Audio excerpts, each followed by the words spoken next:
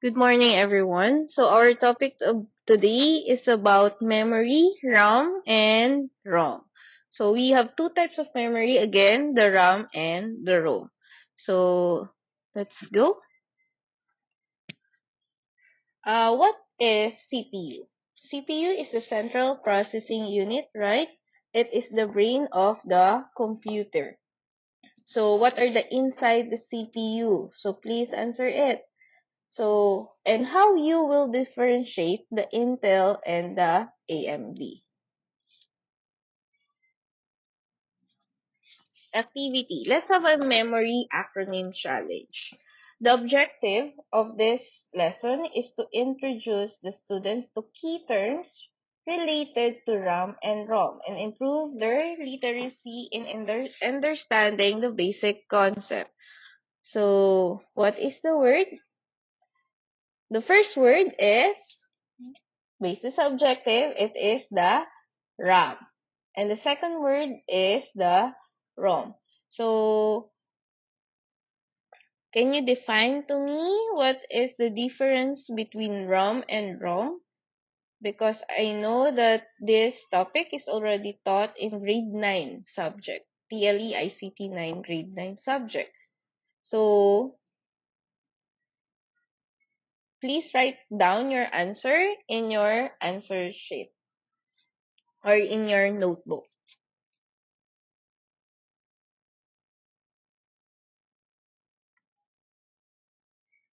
So, let's have another activity, office analogy for understanding the computer memory.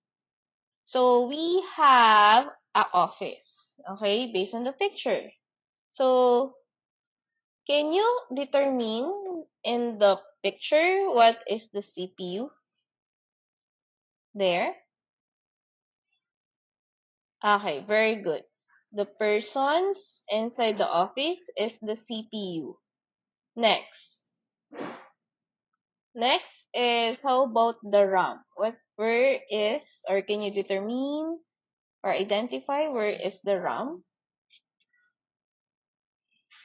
Very good. That is the table. Next is the ROM. The ROM is the cabinet. So later on, we will dig it up or explain more about the differences between the three. Okay. So let's start. So memory we have two types, the RAM and ROM. So let's define the two. The first one is the main memory, random access memory. Random access memory is a volatile memory. Volatile memory, meaning its contents are lost when the computer is powered off or restored. Read-only memory is a non-volatile memory that stores data that cannot be rewritten. So let's have a analogy. So in our brain, we have different parts. Okay? So we have two types of memory. The short-term memory, where in the part of frontal lobe, dyan siya nakalocate. And we have long-term memory. So, nandito sa half ng brain natin, which is the parental lobe, temporal lobe, and occipital lobe. So, sa short-term memory, ang kaparehas niya sa CPU is the RAM. So, ano ba yung mga nakaka-save lang do sa short-term memory natin? So, for example, these are the phone number, grocery list, and mental arithmetic. So, madali natin silang makakalimutan. So, during tayo gumagamit ng RAM, every time na nagko-close tayo ng program, nagki-clear din yung RAM natin. And also, every time na nag-o-open tayo or nagto-turn off tayo ng ating system unit, nagki-clear din ang RAM. Sa long-term memory naman, tayo sa long-term memory. So, dito po, nakasave ang long-term memory natin sa ating brain. So, parental lobe, temporal lobe, and occipital lobe. So, sa long-term memory sa atin, ano yung mga nakasave sa atin na memory? So, these are yung mga childhood memories natin, learned skills, general knowledge, so yung pangalan, age natin, 'di ba? Yun yung mga long-term memory natin na hindi natin basta-basta makakalimutan, yung mga facts about sa atin, and also yung mga childhood experiences natin. Sa ROM, it's a type of storage that holds permanent data and instructions that are not easily altered or erased. So, sa ROM, kahit i-reformat mo ng i-reformat yung computer ninyo, is meron pa rin yung small program na nakasave sa ROM. Okay? So, mamaya i-discuss natin yung mga different types of ROM and also the RAM. So, I wish it is clear. Again, sa short-term memory, it is like a RAM. And sa long-term memory natin, it is like a ROM. So, let's define again what is the RAM. It's a larger than cache memory, but slower. So, we have another specification of our CPU is the cache memory, right? So, sabi nila, ang memory is mas malaki yung gig niya or capacity niya mag-save ng instruction kaysa sa cache. Pero mas mabagal siya magbigay ng instruction sa CPU. It stores data and instructions that are actively used by the CPU while the program is running. Again, gumagana lang po ang CPU, ang RAM during po na may program na naka-open tayo. Next naman is access times for RAM are faster than storage devices like hard drives or SSD, but slower than cache or register. So, ngayon naman, mas mabilis daw siya mag-access ng mga programs sa hard drive or SSD kaysa kay cache or register. So, di ba nag-open tayo ng mga files? Every time na nag-open tayo files or program, si RAM ang ating ginagamit. So, mas mabilis daw siya mag-open ng files kaysa mga hard disk natin. So, again, ang purpose ni RAM or ang function ni RAM is during the opening of a programs or files, siya yung nag-hold noon. So, every time naman na kino-close natin yung RAM natin, kino-close natin yung program natin is nawawala po yung memory or nagba-back to zero siya. So, yung capacity niya, for example, is 4 gig. Pag nag-open kayo ng mga files, okay, then, so, na-consume ninyo yung 4 gig. Pag nag-close yung files, mawawala yung pagko-consume ninyo. So, babalik siya sa 0 gig. Okay? We have two types of RAM. So, ito lang yung i-discuss ko. The DDR5 and the DDR4.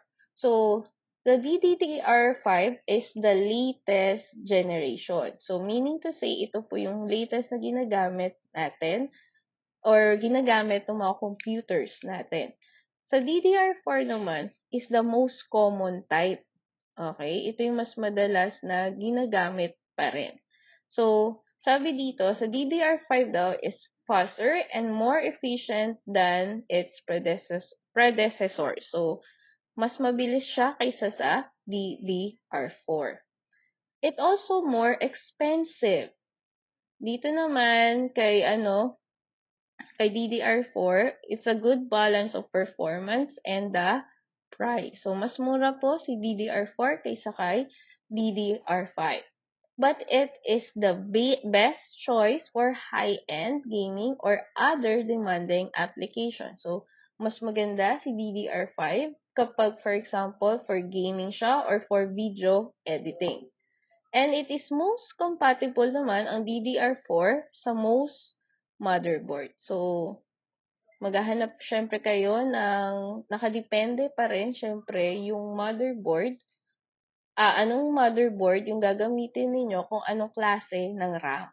Kasi syempre, iba-iba po yung slot niyan. So, depende po iyan. So, nakikita ninyo yung notch na yan na binulugan ko. So, syempre, meron niyang sinusunod din na RAM slot sa motherboard. So, depende kung anong anong motherboard yung gagamitin ninyo.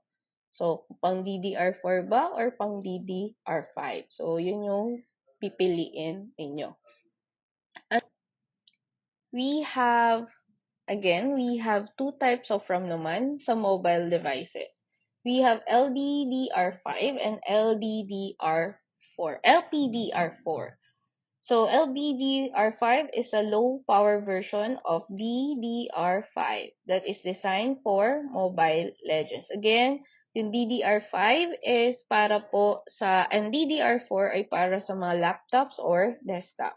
It is faster and more efficient than LPDR4. So, mas maganda daw ito or mas mabilis at mas maganda to kaysa LPDR4. But it also more expensive. So, kung yung mga cellphone ninyo ay naka-LPDR4, so, ibig sabihin, mahal yung cellphone ninyo kasi mahal daw yung RAM na ganito, yung LPDR4. Next is LPDR5, yung more expensive. So, next tayo, LPDR4 is the most common type of ROM used for mobile devices. So, ito po yung common na ginagamit kung common type. So, kanina ay DDR5 para sa mga laptop. So, it is good balance of performance and power consumption. So, pag naka-LPDR4 ka daw is mas makakatipid for the power consumption. So, hindi siya madaling malobat yung mga computer natin. It is compatible with most mobile processors. So, dahil nga siya yung hindi naman siya latest, so yung mga processors ay naka-compatible sa kanya. Next, we have the types of RAM. Another type is the HBM2E. So again, this is a type of RAM for mobile. So HBM2E is a high bandwidth memory that are used in high performance computing application. It is much faster than a traditional RAM but is also much expensive. So, kung mapapansin niyo kapag maganda yung performance or latest siya, maganda yung speed performance niya and high performance computing siya, syempre, it is expensive. So, yun yung tatandaan natin. Next naman, we have read-only memory. Read-only memory is a non-volatile memory that stores data that cannot be repeated. Again, ano po ba yung ibig sabihin ng non-volatile? So, hindi siya pwedeng ma-erase. These are sa brain natin, again, these are another type of memory sa brain natin na naka-long-term memory. So, hindi basta-basta siya may erase. So, ito po yung itsura ng RAM pag nasa motherboard natin. Okay? So, ito yung mga versions niya. Makikita ninyo, may mga nakasulat naman doon sa mga motherboard natin. So, ano po ba yung nakasave sa RAM? So, RAM is used to store critical data such as a BIOS and a startup program. So, kapag bumili tayo ng laptop, okay?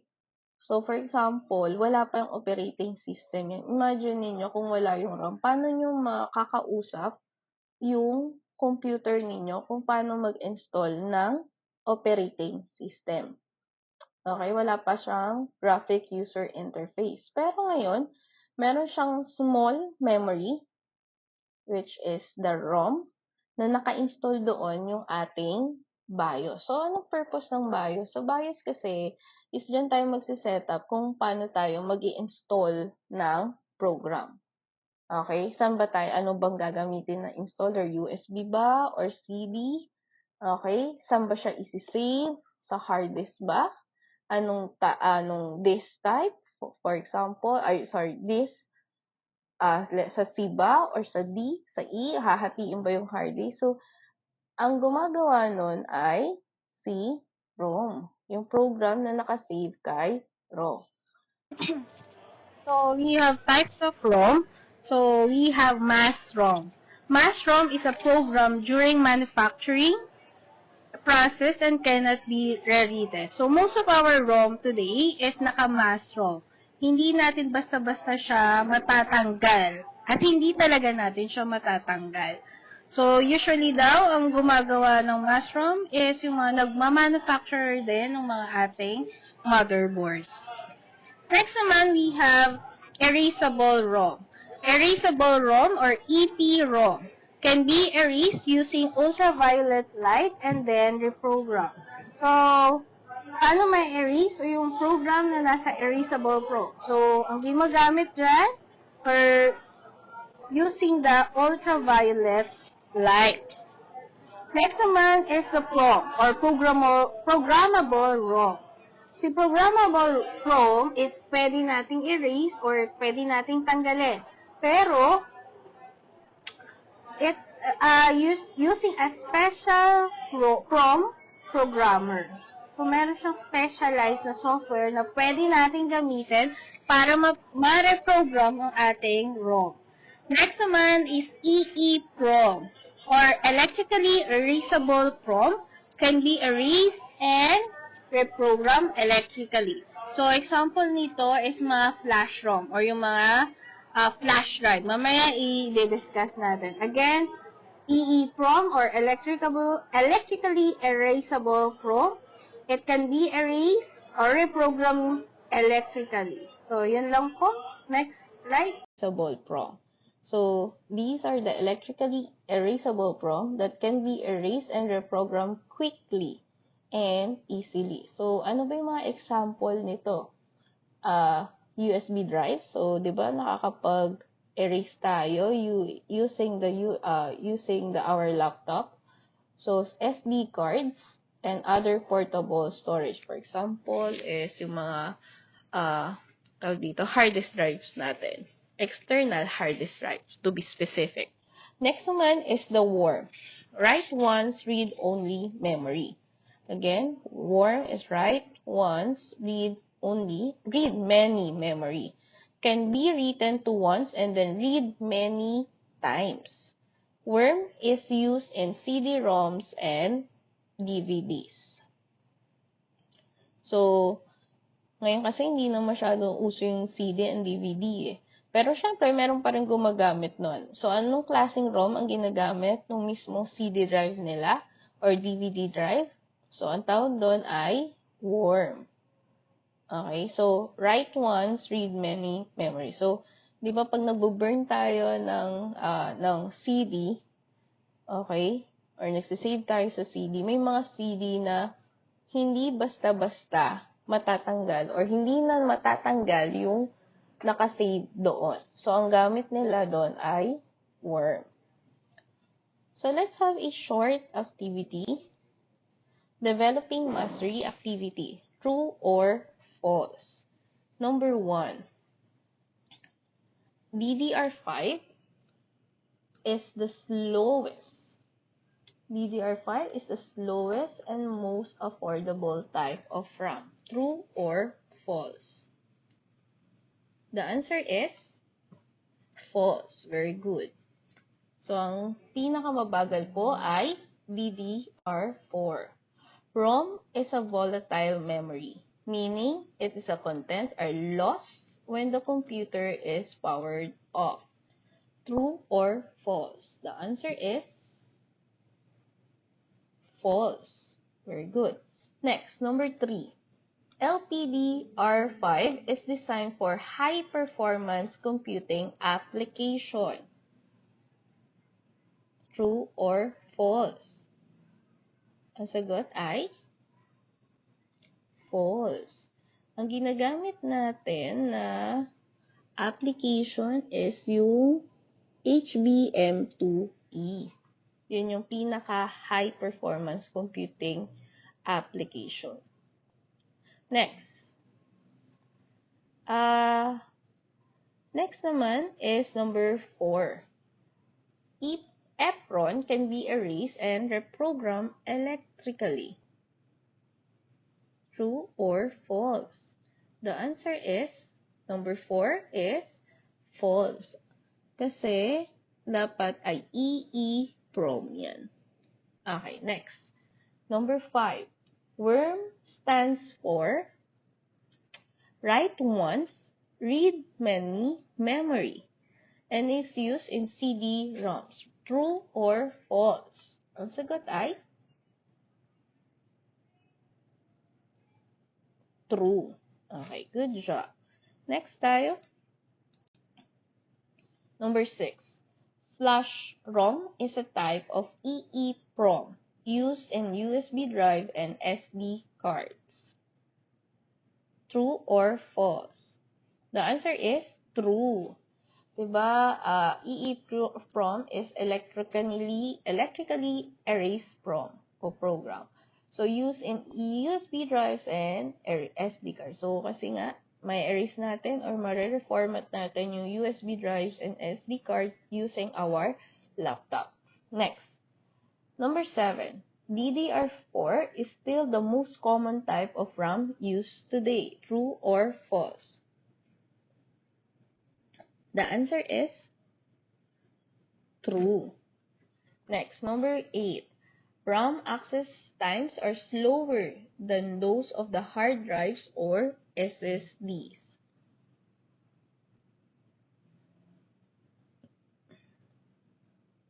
True or false? The answer is false. Mas mabilis si RAM kaysa kay hard drive. Pero mas mabagal siya kay cache ng CPU. Next, number 9. Mass ROM can be rewritten multiple times using special PROM programmer. True or false? The answer is false. Very good. Next. Kasi po, ang tawag do sa program na pwede sa kanya is the PPROM. Yung pwedeng ma-program ulit using a special programmers. Next, number 10. HBM2E is a type of high bandwidth memory used in mobile devices. True or false? The answer is false. Okay, good job. So next tayo, let's have a high order thinking skill. So everyone, please read this. Then you can pause this slide or this video. Then please read this and answer the question in your notebook. Imagine you are building a computer for a specific task that requires fast data access and manipulation during operation, but also need to store critical data that should not be rewritten. Which type of memory, RAM, and ROM will you choose, and why? Discuss the specific characteristics and advantage of each type in your decision-making process. So, dun tayo mag-stop.